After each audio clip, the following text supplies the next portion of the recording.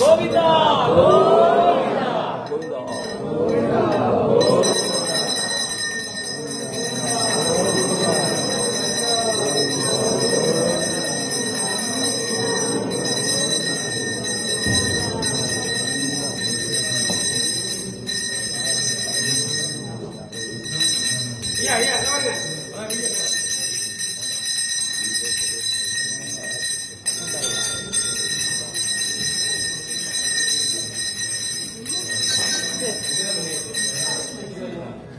எல்லாரும் சேர்ந்தாப்புல பிரார்த்தனை பண்ணீங்க.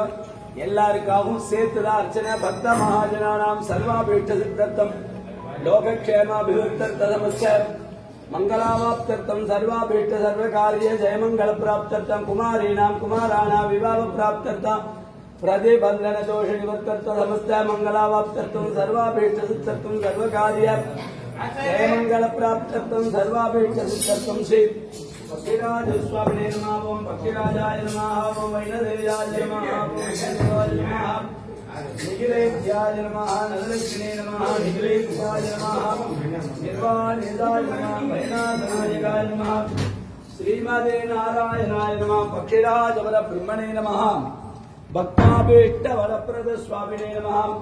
பக்திராஜன் கல்கருடன் வைணதேயன் பேர். மற்ற ஊர்ல மரத்துல தங்கத்துல வெள்ளியில வாகனம். இங்க கல்லாட வாகனம் வருஷத்துல 2 முறை சுவாமி புறப்பாடு.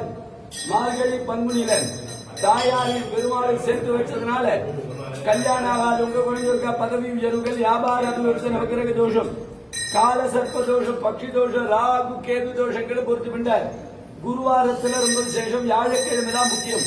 இங்க தாயாரின் பெருமாளை சேர்த்து வச்சதுனால பிரார்த்தனைகள்லாம் கருட பகவான் தான். பெருமாளும் தாயாரும் கல்யாண குளத்துல கட்சி கொடுக்கிறார். பிரார்த்தனை கருடன் பெருமாள்கிட்ட கிடையாது. அர்ச்சனை எல்லாம் கருடனுக்கு தான். எப்போதுமே நித்தியபடியில எப்ப வந்தாலும் கருடனுக்கு தான் அர்ச்சனை. பெருமாள் தாயார்ட்ட அர்ச்சனை கிடையாது.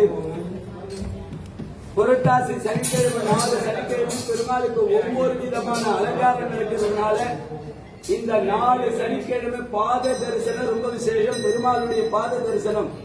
பாக்கி நாளெல்லாம் உற்சவமூர்த்தி அங்க இருக்கிறதுனால பார்க்க முடியாது.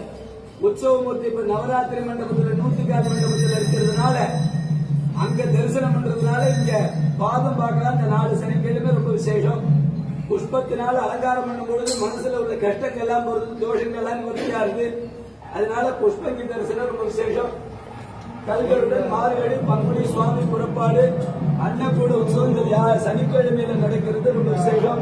இந்த புரட்டாசி 4 சனிக்கிழமை தரிசனம் பண்றதுனால வீட்டுல அன்ன தோஷமும் இருக்காது. எப்போதும் அன்னம் ஃபுல்லா கிடைச்சுட்டே இருக்கும். ரொம்ப விசேஷம். கல்யாண கோலத்துக்கு காரணம் கருட பகவான். மூலவருக்கு புஷ்பங்கி அலங்காரத்தை நீங்க சேவிக்க முடியாது.